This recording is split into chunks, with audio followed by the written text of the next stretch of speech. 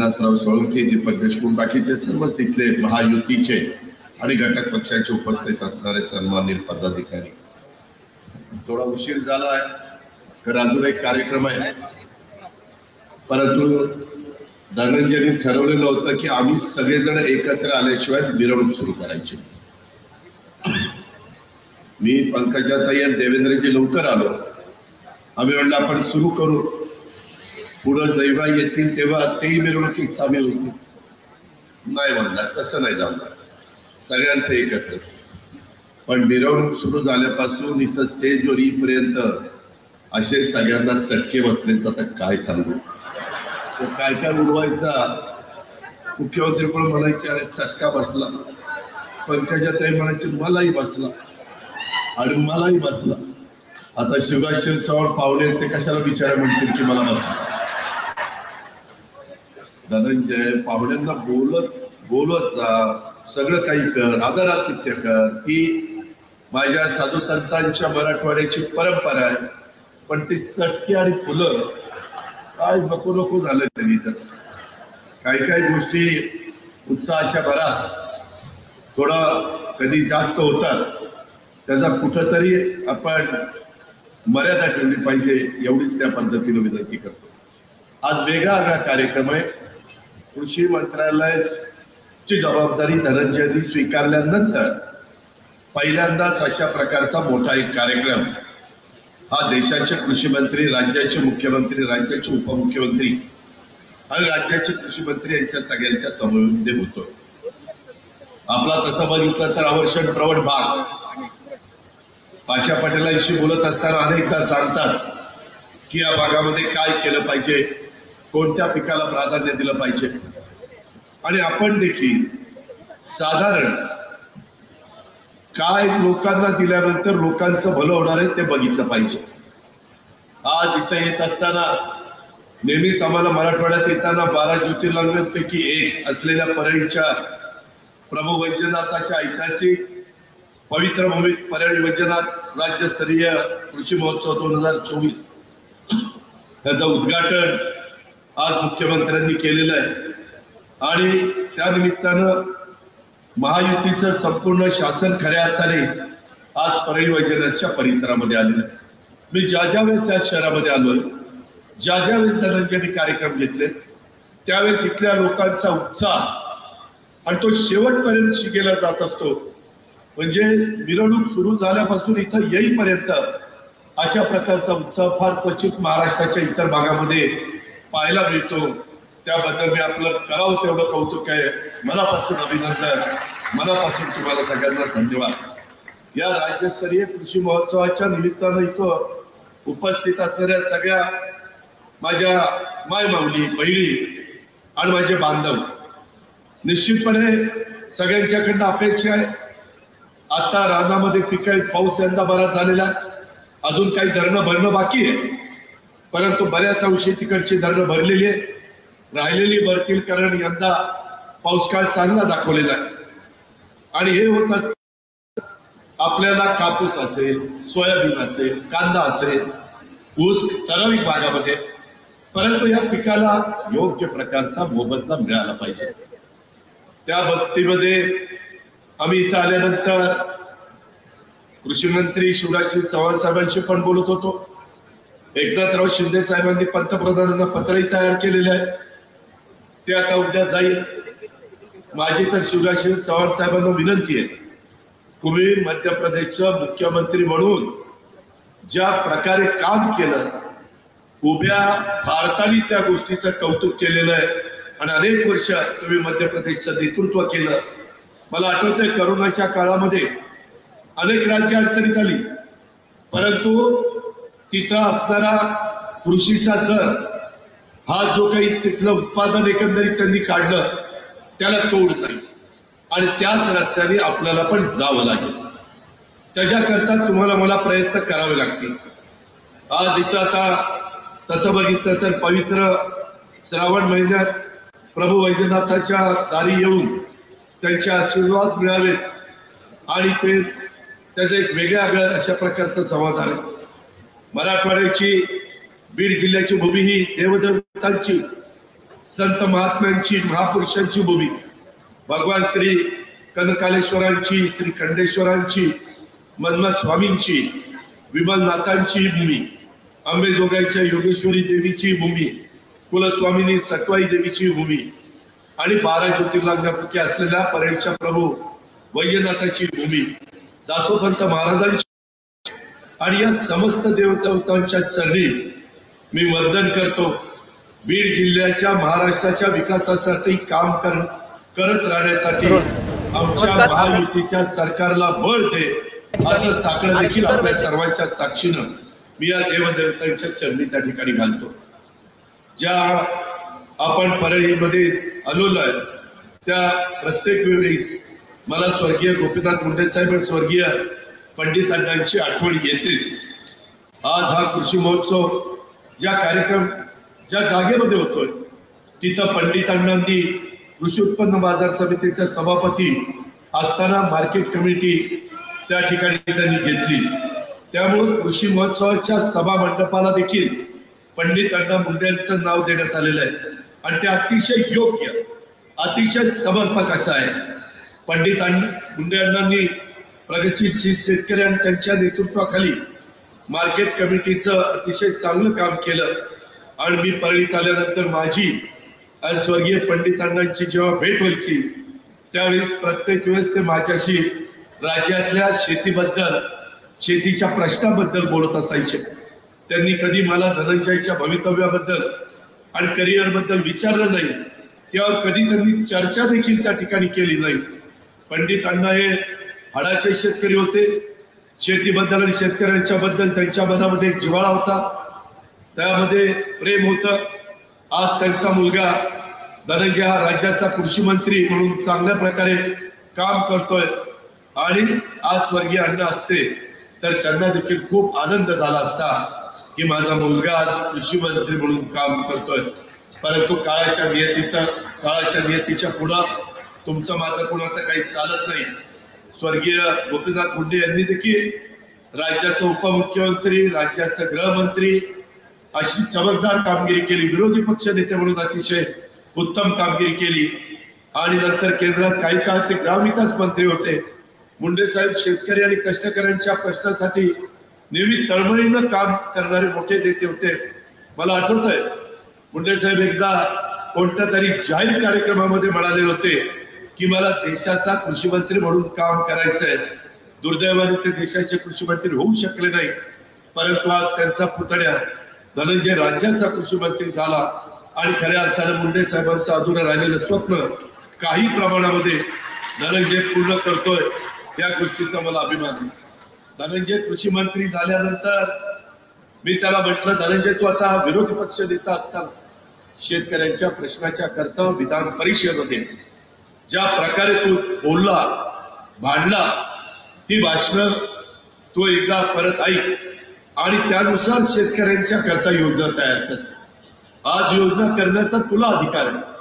मी देवेंद्रजी आणि एकनाथराव तर चांगल्या कामाला आम्ही नेहमी समर्थन करत असतो, पाठिंबा देत असतो आणि त्याच्यामध्ये मला अभिमान आणि समाधान आहे. धनंजय अतिशय चांगल्या प्रकारे कृषी मंत्रालयाचा कारभार सांभाळतोय आणि एकेकाळी मोर्चामध्ये ज्याच्यामध्ये धनंजय राज्याचा प्रमुख होता आणि शिवराजसिंह चौहान देशाचे प्रमुख होते आणि आज ते देशाचे कृषी मंत्री आणि राज्याचे हा कृषी मंत्री अशा पद्धतीने पुन्हा एकदा त्यांची जवळीक आलेली आहे. मी आज शिवराजसिंह चौहान साहेबांना आवर्जून सांगेन, चव्हाण साहेब तुम्ही वेगवेगळ्या योजना परळीकरांनो, महाराष्ट्रातल्या जनतेवर वेगवेगळी राज्य करत असतात. जसं रोजगार हमी योजना आपण केली, उभ्या भारताने ती उचलली. संत गाडगेबाबा ग्राम स्वच्छता अभियान, स्वच्छ भारत अभियानाच्या निमित्तानं ते उचललं गेलं देशात. तशा प्रकारे आम्ही यावेळेचा अर्थसंकल्प सादर करत असताना आम्ही सगळेजण विचार करत होतो की आपल्या समाजाला काय द्यायचं आणि द्यायचं ते सर्व जाती धर्माच्या लोकांना द्यायचं. महिलांचा कार्यक्रम सगळ्या जाती धर्माच्या महिला म्हणून गरीब हा केंद्रबिंदू मानून आम्ही या योजना दिल्या आणि याच्यामध्ये लाडली बहिरा ही योजना मध्य प्रदेशमध्ये खूप पॉप्युलर झाली. शिवराज चव्हाण साहेबांना तिथं अतिशय बहिणी सगळ्या मान देतात, सन्मान देतात, त्यांच्या पाठीशी खंबीरपणे उभं राहतात. मी ज्यावेळेस मध्य प्रदेशच्या मुख्यमंत्री पदाची शपथ होती त्यावेळेस एकनाथराव, मी, देवेंद्रजी गेलो होतो.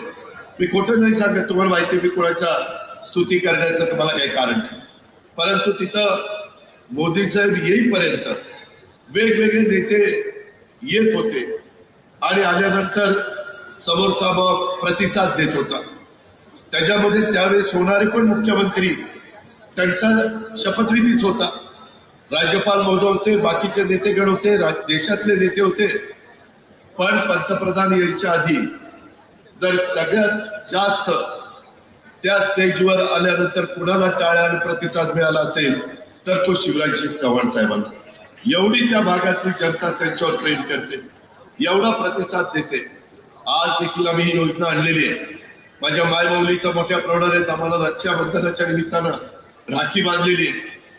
आज साधारण 1.25 कोटी महिलांच्या पर्यंत आम्ही त्यांना अतिशय चांगल्या करता सबल सक्षम करण्याचा आमचा सगळ्यांचा प्रयत्न आहे.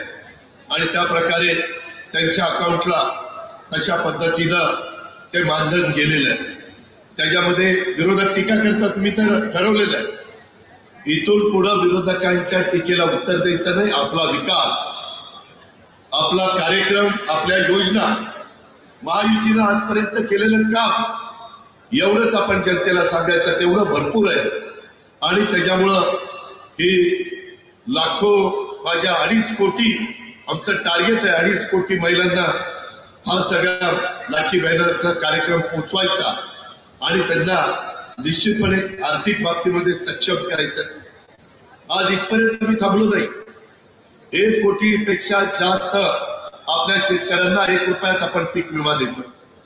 44 लाख शेतकऱ्यांना 3 हॉर्सपॉवर, 5 हॉर्सपॉवर, 7.5 हॉर्सपॉवर तुमच्या मोटारचं इथून पुढे लाईट बिल भरायचं नाही. हा एक महत्वाचा निर्णय शेतकऱ्यांच्या करता घेतला. हे शेतकऱ्यांचं सरकार आहे, हे सर्वसामान्यांचं सरकार आहे, हे आपलं सरकार आहे.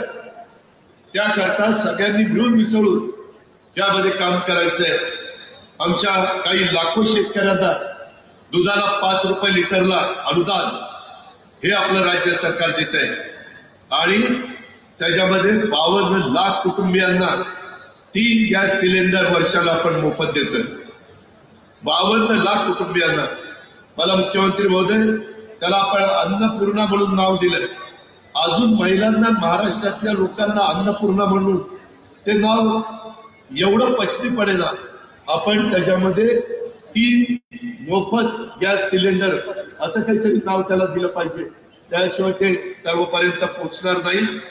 आणि आमच्या गरिबांच्या मुलींना शाळेमध्ये, कॉलेजमध्ये जाण्याच्या करता मोफत शिक्षण गरिबांच्या हे देण्याचा निर्णय आपण घेतलेला आहे. मला आता आमचे देशाचे कृषी मंत्री, आमच्या राज्याचे मुख्यमंत्री आणि उपमुख्यमंत्री या सगळ्यांना सांगायचं की यंदा पाऊसकाळ बरा असल्यामुळं सोयाबीन, कापूस अतिशय चांगल्या पद्धतीची पीक आहे.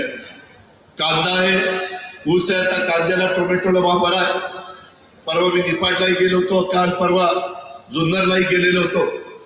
पण आपल्याला काही करू, अमित भाई शाह, शिवराज चव्हाण, पियुष गोयल आणि नितीन गडकरींची पण मदत घेऊन मुख्यमंत्रीजी, उपमुख्यमंत्रीजी आपल्याला यांना सगळ्यांना महाराष्ट्रातल्या कांदा उत्पादक शेतकऱ्यांना सांगावं लागेल. आता केंद्रात 3ऱ्यांदा आमच्या विचाराचं सरकार आलंय. आता आम्ही कांदा निर्यात बंदी करणार नाही असं एकदा महाराष्ट्रातल्या जनतेला सांगण्याची वेळ आहे. त्यामध्ये कारण नसताना कधीतरी काही गडबड होते आणि मग इतकं चांगलं काम करून पण त्याचा फटका आपल्याला त्या ठिकाणी बसतो. सरकार सोयाबीन, कापूस, कांदा, ऊस या सगळ्याच्या बाबतीमध्ये सकारात्मक आहे. आताच मी त्यांना बोलत असताना ऊसाच्या बद्दल पण एफआरपी गेल्या 4-5 वर्षात कशी वाढली, पण एमएसपी कशी वाढली नाही तेही सांगितलं. आता ह्याच आठवड्यामध्ये स्वतः देशाचे पंतप्रधान पण आपल्या महाराष्ट्राच्या दौऱ्यावर येत आहेत. आपले गृहमंत्री पण महाराष्ट्राच्या दौऱ्यावर येत आहेत आणि मगाशी फार बारकाईनं हे सोयाबीन, कापूस, कांदा, ऊस या पिकांच्या बद्दलची माहिती येता येता कृषी मंत्री कसा असावा, नांदेडवरून येताना काही शेतकऱ्यांच्या बांधावर थांबून शेतामध्ये त्या शेतकऱ्यांची विचारपूस केली, काय तुझं म्हणणं आहे, काय तुला पाहिजे, अशा पद्धतीचा हे कृषी मंत्री आहेत. आणि म्हणून शेतकऱ्यांच्या प्रश्नाची जाण असणारा, स्वतः शेतकरी असणारा, अनेक वर्षे एक महत्वपूर्ण राज्याचं नेतृत्व करणारा, या पद्धतीनं शिवराज चव्हाण या परिसरामध्ये आलेले, मी त्यांचं मनापासून स्वागत करीनच करीन. परंतु या सगळ्या प्रश्नाच्या बद्दल फार काळ लावून चालणार नाही. एक 8-15 दिवसामध्ये त्याचे निर्णय त्या ठिकाणी झाले पाहिजे आणि त्याच्यातून महाराष्ट्रातल्या शेतकऱ्याला पण, उत्पादकांनाही मदत झाली पाहिजे आणि ग्राहकाला पण त्याच्यामध्ये मदत मिळाली पाहिजे. आज इथं पाशा पटेल आहेत, सारखं सध्या बांबूच्या लागवडीचा कार्यक्रम मोठ्या प्रमाणावर त्यांनी हातामध्ये घेतलाय. बांबू लावायचा म्हणजे लागवड करायची आणि त्या पद्धतीनं त्यांचं काम चाललेलं आहे. अतिशय पोटतिडकीनं शेतकऱ्यांचे प्रश्न मांडणारा असा व्यक्ती आहे आणि या सगळ्यांची मदत घेऊन तुम्ही आपण तिसऱ्यांदा देशाचे पंतप्रधान नरेंद्र मोदी साहेब झाल्यावर खऱ्या अर्थाने सर्वसामान्य शेतकरी वर्गाला इथले वेगवेगळे प्रश्न आहेत ते बरेचसे आमच्या राज्याशी संबंधित आहेत. आम्ही जे गोपीनाथ मुंडे साहेबांच्या नावाने ऊसतोड कामगारांचं महामंडळ केलं, इतर काही वेगवेगळ्या प्रकारचे प्रश्न आहेत ते सोडवण्याच्या करता आम्ही कटिबद्ध आहोतच. पण आज खऱ्या अर्थाने शेती प्रधान तुमचा माझा देश असल्यामुळं शेतकऱ्यांचं हित पहिलं बघणं हे आमचं कर्तव्य आहे. आणि आमच्या माय माऊलींना, आमच्या बहिणींना जो काही आम्ही मान सन्मान दिलेला आहे तो काही औटघटकेचा नाही. तो पुढेही 5 वर्ष त्या ठिकाणी आपल्याला या सगळ्या योजना चालू ठेवायच्या. पण ते सगळं तुमच्या हातामध्ये. जसं आता महायुतीच्या सरकारच्या पाठीशी तुम्ही उभा राहिलाय तसं येणाऱ्या विधानसभेच्या निवडणुकीमध्ये देखील आपण एवढ्याच ताकदीनं महायुतीच्या उमेदवारांच्या पाठीशी उभं राहावं अशी आग्रहाची, नम्रतेची, कळकळीची विनंती तमाम माझ्या शेतकरी बांधवांना, माय माऊलींना करतो. धनंजय अतिशय दिमागदार असा चांगला कार्यक्रम, तू कुठली जबाबदारी घेतल्यानंतर ती जबाबदारी अतिशय तडफदारपणे पार पाडतो. तुझी टीम अतिशय चांगली आहे, त्याला कुठं दृष्ट लागून देऊ नये अशाच पद्धतीनं तुझी पुढची वाटचाल चालू राहू दे. त्याकरता आमच्या सगळ्यांच्या तुला मनपूर्वक शुभेच्छा. एवढंच बोलतो आणि या ठिकाणी थांबतो. जय हिंद, जय महाराष्ट्र. धन्यवाद दादा. आणि यानंतर मंडळी त्यांना खऱ्या अर्थाने बोलवायचे आणि या विराट जनसमुदायाला मार्गदर्शन करण्याकरिता एवढंच पणे लादन्य फडणवीस साहेब, वे अकेले ही चले थे, वे अकेले ही चले थे विकास की राह की तरफ. अजय दादा और शिंदे साहेब जुटते गए और कारभार बनता गया. राज्याच्या मंत्री संध्या महाराष्ट्र राज्याचे उपक्रमशील नेते, दूरदृष्टी असणारे नेते आणि जनयुक्त शिवाचे प्रणेते नामदार देवेंद्रजी फडणवीस. किनारे पर धर्म बसा लेना, मैं संबंध को लौट करवा हिंदवी स्वराज्याचे संस्थापक छत्रपती शिवरायांना मानाचा मुजरा करतो.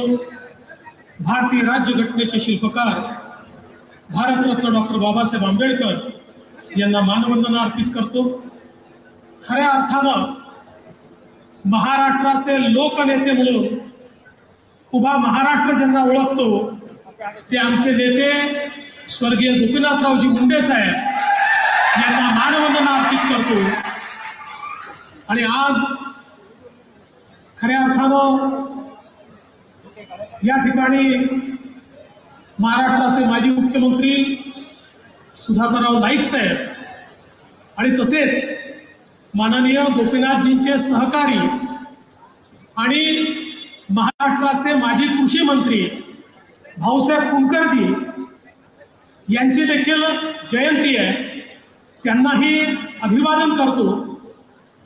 आणि अर्थातच श्रावणाच्या निमित्ताने वैद्यनाथाच्या चरणी आपल्या सर्वांकरता आशीर्वाद मागतो आज या दिमाखदार सोहळ्यामध्ये मंचावर